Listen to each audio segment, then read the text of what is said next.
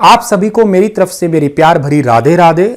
Class 6 की NCERT हम लोग पढ़ रहे हैं और क्लास 6 की एनसीईआरटी हमने जियोग्राफी जो है उसको पूरा कर दिया है बड़ी आसानी से और बहुत ही सफलतापूर्वक पूरा किया है। उसका हमने टेस्ट भी ले लिया है। उस टेस्ट का सॉल्यूशन मैं आपको कल तक जो है वो प्रोवाइड करवा दूंगा। आप कमेंट सेक्शन में वहीं पे ही अपना स्कोर मुझे लिख के बता दीजिएगा।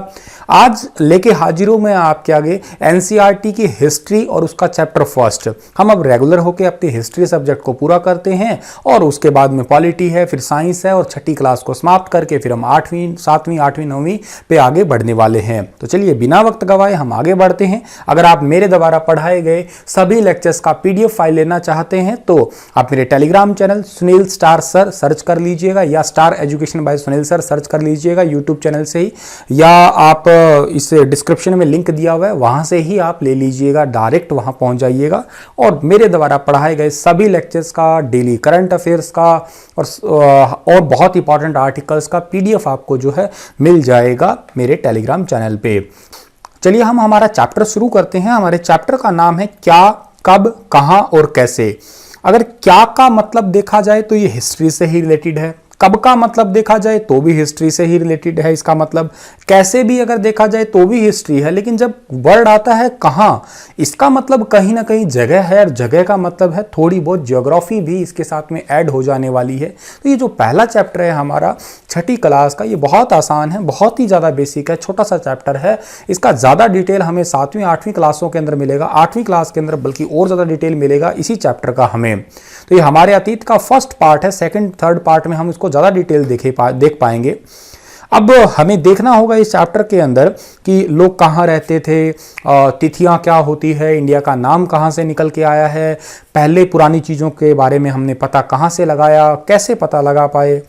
देखिएगा, अगर हमें नॉर्मली देखा जाए हमारी एनसीईआरटी के अकॉर्डिंग बात करें हम लोग, तो कल क्या हुआ था, परसों क्या हुआ था, तरसों क्या हुआ था, इन सभी के बारे में तो हम लोग जो है डेली आजकल इंटरनेट का यूज़ करके ही पता लगा सकते हैं। फॉर एग्जांपल भाई मोदी जी ने कोई भाषण दिया है, आत्मनिर्भर अभियान शुरू किया है, तो हमें टीवी से, रेडियो से या मोबाइल फ़ोन से या इंटरनेट से, व्हाट्सअप से बहुत तरीक़ों से पता लग सकता है। आज से 15 साल पहले क्या हुआ था वो भी इंटरनेट पर आज अवेलेबल है। ठीक है, मतलब हमें कई साल पहले का भी पता लग जाता है। आजकल 20 साल 50 साल का भी हम आसानी से पता लगा रहे हैं। लेकिन आपसे अगर छोटा सा सवाल हो कि आज से 20,000 साल पहले क्या हुआ था, आज से 10,000 साल पहले क्या हुआ था, 6,000 साल पहले क्या था, तो उनकी जानकारियां, सटीक जानकारी इंटरनेट पे अवेलेबल आज है। लेकिन वो किस वजह से अवेलेबल हो पाई थी, उन्हीं के बारे में हम लोग इस चैप्टर के अंदर पढ़ने की कोशिश करते हैं। हम इस पूरे अतीत के बारे में या हमारी हिस्ट्री के बारे में कैसे जान पाते हैं और जानेंगे भी क्या। हम ये जानना चाहते हैं कि आज से 10,000 साल पहले लोग जो थे ना, वो क्या तो खाते थे, कैसे तो कपड़े पहनते थे, उनका घर कैसा था। अच्छा, लड़कियां जैसे आज लिपा पोती करती है तो उस टाइम पे लड़कियां लिपा पोती करती थी क्या, लिपस्टिक लगाती थी क्या, या जैसे आज ऐड आती है कि लैक्मे आइकॉनिक काजल मात्र 100 रुपये का, फलाना दिमकाना, वो उस टाइम पे होता था क्या। अच्छा, आंखों में क्या लगाती थी वो, क्या काजल था, क्या कैसा हार था, कैसे कपड़े थे, ये माजा ताजा कच्चे रसीले आमों का जूस, तो उस टाइम पे वो कैसा क्या पीते थे। इन सभी के बारे में पशुपालक, जैसे आज हम लोग जो हैं भैंस पाल रहे हैं, बकरी पाल रहे हैं, घोड़े पाल रहे हैं, गधे पाल रहे हैं, बैल पाल रहे हैं, मतलब बहुत सारी चीज़ें पाल रहे हैं। उस टाइम पे वो क्या थे, कैसे चीज़ें हैं वो पालते थे। अच्छा, आज हम बच्चों को यूट्यूब दे देते हैं, डोरेमोन हो गया, शिनचैन हो गया, लेकिन उस टाइम पे बच्चों को किस टाइप की वो कहानियाँ सुना के पागल बनाया करते थे, कैसे कैसे सीरियल देखा करते थे। ये उनका मतलब पूरा जीवन क्या था, कैसे खेल खेलते थे। अब आज खेल है, जैसे पबजी की बात कर रहे हैं, आज तो पबजी रह गया। उस थोड़े टाइम पहले अगर आपने शायद खेला होगा, ये लुकम छिपाई खेला होगा, लोहा लक्कड़ खेला होगा। आपने खेला है क्या? आपने बताना मुझे, आपने खेला है क्या? लोहा लक्कड़ लुकम छिपाई, एक वो मार दाड़ होता था, आप चप्पल चक चक के मारते थे खींच खींच के। ये तो मुझे भी याद आ रहा है, बचपन में खेले थे मैंने भी। और इससे भी पहले अगर 10,000 साल पहले वो कैसे खेल खेलते थे, यही है आपकी हिस्ट्री जिसको हमें जानना है। मतलब पूरा सिलसिला इसी के बारे में ही चलने वाला है हमारा। तो सबसे पहली बात मैं आपको इसमें छोटी सी ज्योग्राफी ऐड करने वाला हूं कि लोग रहते कहाँ थे। तो देखिएगा, ये हमारा है पूरे भारत का मैप। ठीक है, एनसीईआरटी बुक के अकॉर्डिंग ये वाला मैप जो है ये इसलिए दिया गया है क्योंकि इसमें कई सारे एरियाज बताए गए हैं जहाँ पे लोग रहते थे। जैसे सबसे पहला तो है गंगा नदी वाला क्षेत्र आपका, एक है इधर आपका सुलेमान की पहाड़ियाँ, और एक है इधर नर्मदा नदी का क्षेत्र, और एक इधर है आपका गारो और खासी जयंतियों वाला पहाड़ियों वाला क्षेत्र। देखो सिंपल सी बात है, लोग रहेंगे वहीं पे ज़्यादा जहाँ पे नदियाँ रहेगी आपकी। उसका उसका सबसे बड़ा रीजन है, एक ये इंडस रिवर या सिंधु नदी वाला क्षेत्र है। मैंने आपको रिसेंटली लास्ट वीक में ज्योग्राफी में पढ़ाया था कि मान लेते हैं ये पहाड़ है हमारा, इस पहाड़ से जब नदियां नीचे की ओर आती है तो ये ज़मीन जो है ये इस टाइप की होती है पहाड़ के नीचे, लेकिन वो अपने साथ कुछ अवसाद लेके आती है तो ये गड्ढों को भर देती है और ये भूमि हो जाती है समतल। अब ज़्यादातर दुनिया की आबादी समतल भूमि में या गंगा नदी या कोई भी नदी हुई उस नदी के आसपास के इलाकों में ही रहती है। उसका सबसे बड़ा कारण ये है क्योंकि नदी है तो पानी की कमी नहीं होगी, नदी है तो उसके अलावा जो खाने पीने की चीज़ें हैं जैसे फल फ्रूट वगैरह पेड़ पौधों की कमी नहीं होगी, खेती कर सकते हैं, जमीन फर्टाइल होगी। इन्हीं सभी का कारण जो आज है वही कारण आज से 10,000 20,000 साल पहले भी था।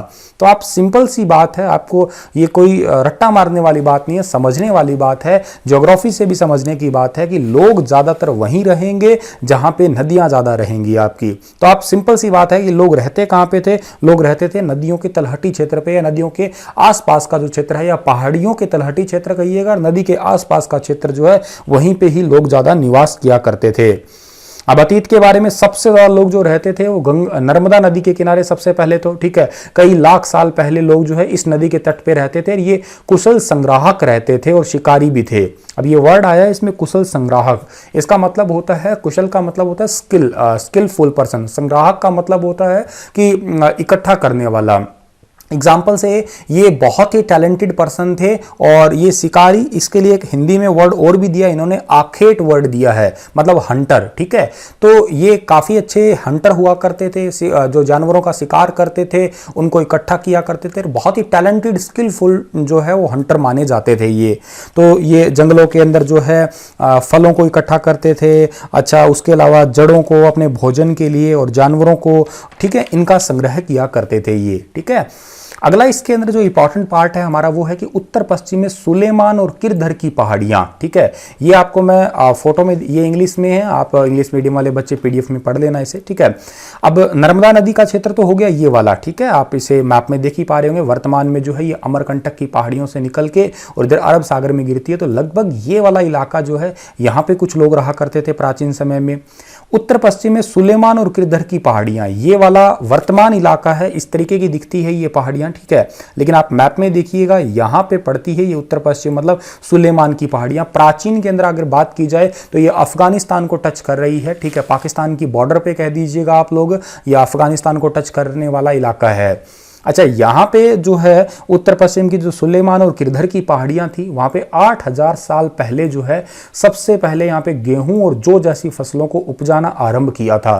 तो आपके लिए एक सवाल है यहाँ पे कि गेहूं और जौ जैसी फसलें हैं वो कहाँ पे उगाई जाने लगी थी, तो आपको याद रखना चाहिए सुलेमान और किरधर की पहाड़ियों पे। अच्छा, वो कहाँ पड़ती है, उत्तर और पश्चिम में। अब आपको दिशाओं का ज्ञान तो हो ही गया होगा, ज्योग्राफी आपने पढ़ ली, इसलिए पहले ज्योग्राफी पढ़ाई थी मैंने। ये दिशा होगी उत्तर हमारी, ये दिशा होगी हमारी दक्षिण और ये दिशा होगी हमारी पश्चिम होगी। तो उत्तर और पश्चिम के बीच वाला इलाका है ये, यहाँ पे ये पहाड़ियाँ हैं। अच्छा, के अलावा ये फसल तो उगाते ही थे, लेकिन ये अपने जो पालतू जानवर है जैसे भेड़ बकरी गाय बैल, ठीक है, इनकी भी जो है वो सेवा करते थे या इनको पालतू जानवर के रूप में रखते थे।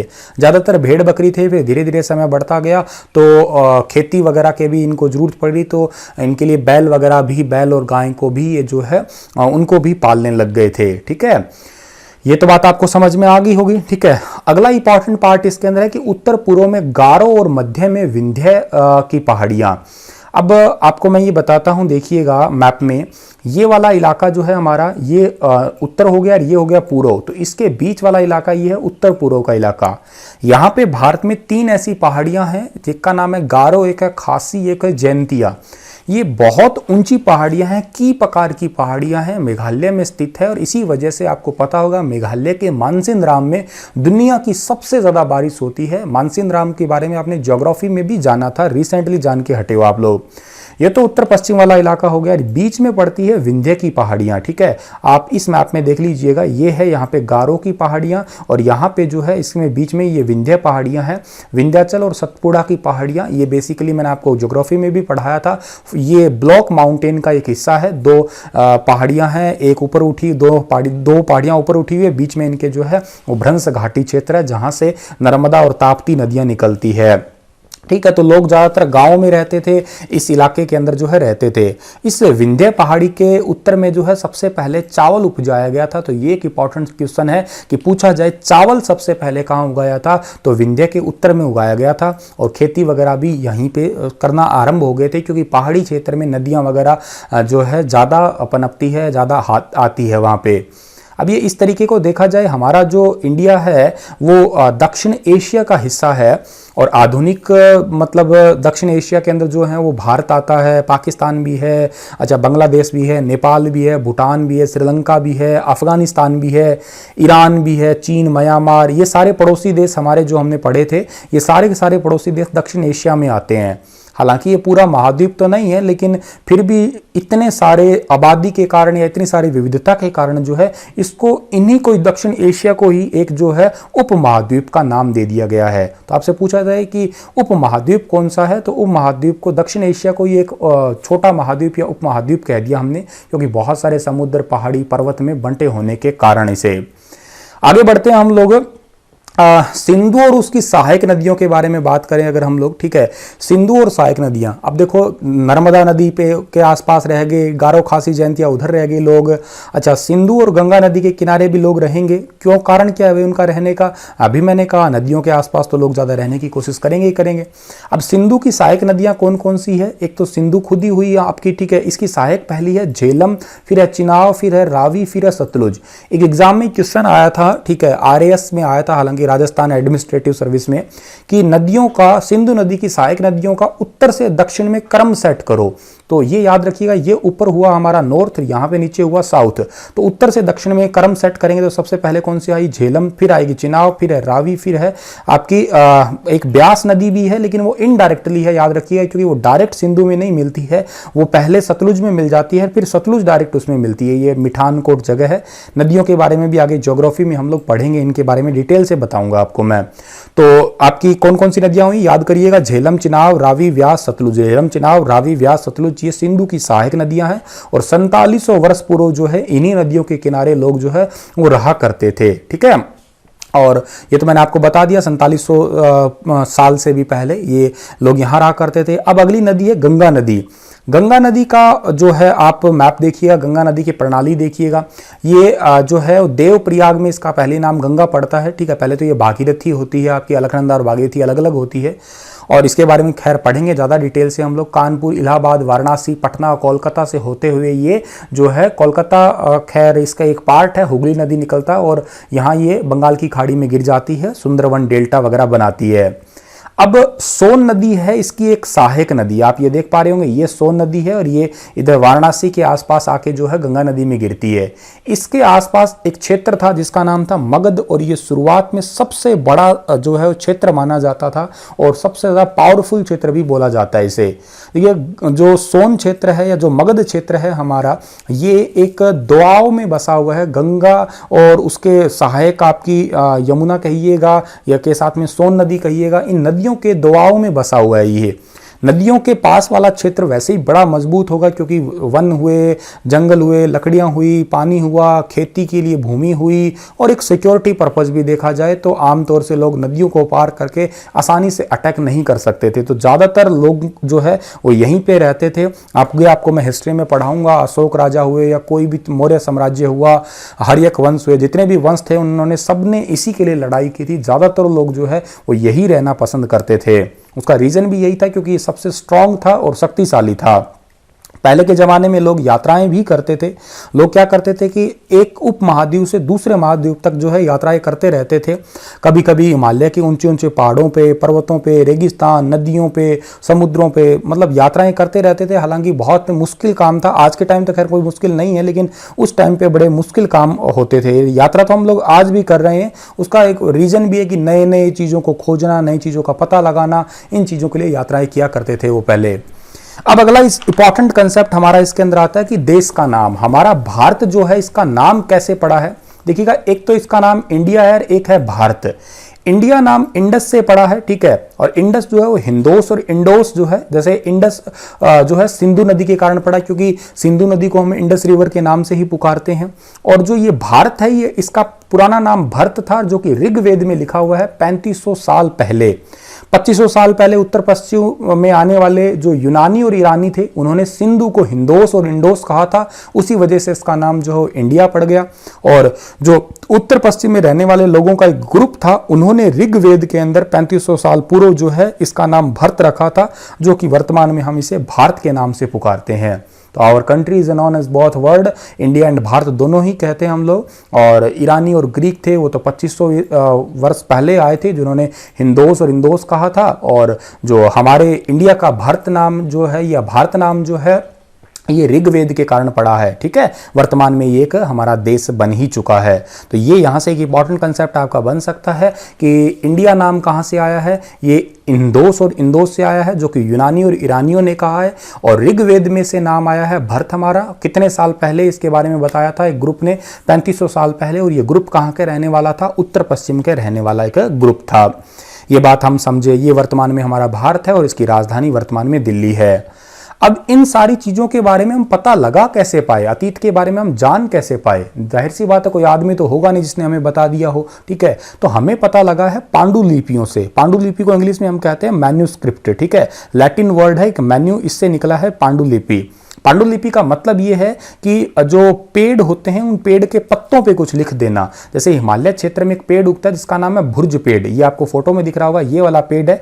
इसकी छाल उतारी जाती है। ठीक है, और इसी के ऊपर जो है वो ये ताड़ के पत्ते या भुर्ज के पेड़ जो पत्ते भी होते हैं, और इस भुर्ज पेड़ की छाल वगैरह जो है, इसी पे वो कुछ लिख देते थे। ठीक है, जैसे कविताएं लिख दी, नाटक लिख दिया, या अपने बारे में या कैसे जीवन व्यतीत कर रहे हैं इनके बारे में सब कुछ जो है लिख दिया। हालांकि सारी पांडुलिपियां तो हमें आज नहीं मिली है। कहा जाता है कि कीड़ों ने खा लिया, भलाई किया कीड़ों ने, बहुत बहुत भला हो इन कीड़ों का, सारी क्यों नहीं खा गई है, लेकिन कुछ बच गई। इनके ऊपर राजाओं का जीवन, औषधि क्या थी, साइंस क्या थी, उस टाइम पे कैसी कविताएं थी, कैसी नाटक थे, ये सारी चीजें जो है इन पांडुलिपियों पे लिखी होती थी। और जनरली ये प्राकृत भाषा का प्रयोग करते थे। संस्कृत में भी है, लेकिन आम लोगों की भाषा वहां पे उस टाइम पे प्राकृत और तमिल भाषा थी। ये इस टाइप की थी पांडुलिपियां, इस टाइप के ये पत्र, और इस पे ऐसी भाषाओं में जो है ये प्राकृत भाषाओं में लिखा करते थे। ये के अलावा हमें अभिलेखों के बारे से भी पता लगता है। एक तो पांडुलिपियों से हमें पता लग गया, एक हमें अभिलेखों से भी पता लगता है। अभिलेख वर्ड का ज्यादातर प्रयोग आप राजा अशोक पढ़ेंगे तब ही इसको जान पाएंगे। अभिलेख का मतलब है कि कुछ ऐसे पत्थर होते हैं या कोई धातु है जिसके ऊपर आप जो है लिख देते हैं। पत्थरों के ऊपर लिखा होना एक प्रकार से, आप देख लीजिएगा ये पत्थरों पे लिखा होता है। ठीक है, इसके ऊपर क्या होता है, राजा रानियों के फोटो वगैरह भी होती है, उनके अपने जीवन का कार्यशैली भी होती है। अपने नाम की पॉपुलैरिटी करने के लिए भी वो ऐसे जो है वो लिख दिया करते थे, ताकि लोग उन्हें देखें और उन्हें पढ़े या उनके नियमों का पालन भी करें। उनमें से एक ज्यादा इंपॉर्टेंट है राजा अशोक वाला। लगभग 2250 वर्ष पहले जो है ये वर्तमान के अंदर जो है ये अफगानिस्तान के कंधार में प्राप्त हुआ है। राजा अशोक का 8th चैप्टर है हिस्ट्री का, उसमें मैं आपको इसके बारे में थोड़ा सा बताऊंगा। ठीक है, और ये सारे जो अभिलेख वगैरह इकट्ठा करता है उस आदमी का नाम है पुरातत्वविद या पुरातत्वविदवाद कहते हैं भी उसे हम लोग, आर्कियोलॉजिस्ट कहते हैं इंग्लिश में। हमें आर्कियोलॉजिस्ट का सिंपल सा ही मतलब है कि वो ईंटें, इमारत, पत्थर, ताड़ पत्थर, अभिलेख, इनके बारे में, पत्थर सबके बारे में पत्र जो है पता लगा ले। जैसे 1921 में एग्जाम्पल से बात करते हैं हम लोग, तो दयाराम साहनी ने सबसे पहले जो है वो हड़प्पा नगर के बारे में पता लगाया था, फिर राखल दास बनर्जी ने पता लगाया था। ऐसे इंडिया में आर्कियोलॉजिस्ट डिपार्टमेंट है, ये खुदाई करते हैं, हथियार है, बर्तन है, आभूषण है। जैसे अभी जो हमारा बन्ना वाली क्षेत्र हुआ हरियाणा का, राखी गढ़ी क्षेत्र हुआ, तो वहां पे जो ऐसे खुदाई करने से जो चीजें प्राप्त होती है, ये सारा डिपार्टमेंट, इस डिपार्टमेंट का नाम हम पुरातत्वविद के नाम से या पुरातत्व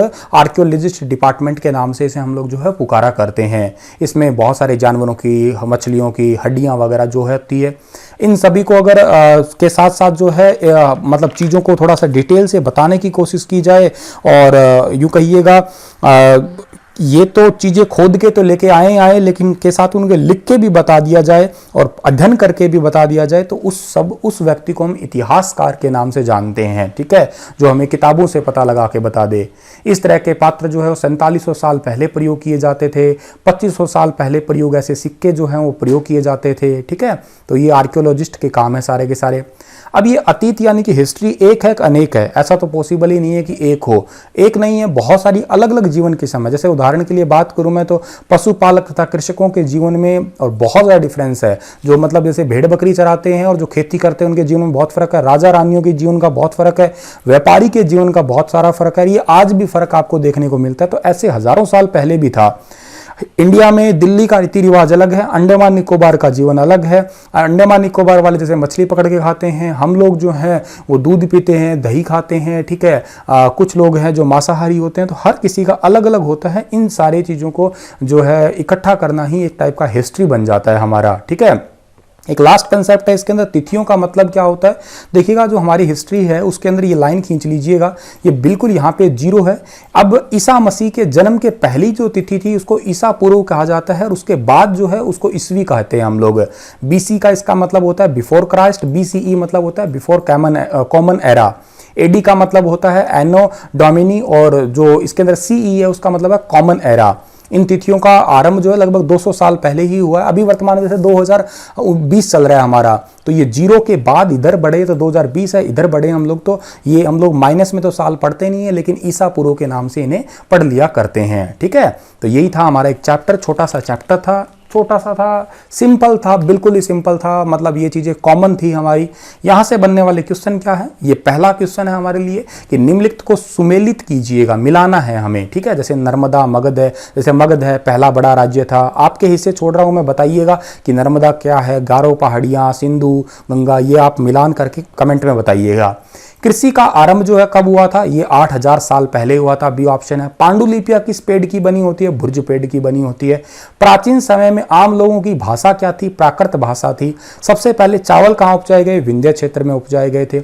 भरत समूह जो है वो कहां से निकला है, ये ऋग्वेद से निकला है, ठीक है। इसी के साथ ये लेक्चर समाप्त होता है। कल फिर हाजिर होऊंगा शाम को सही 7 बजे चैप्टर 2 के साथ में। तब तक के लिए आप हंसते रहना, मुस्कुराते रहना, एक बार फिर पढ़ लेना आप लोग ताकि अच्छे से रिवाइज हो जाए। धन्यवाद, शुक्रिया।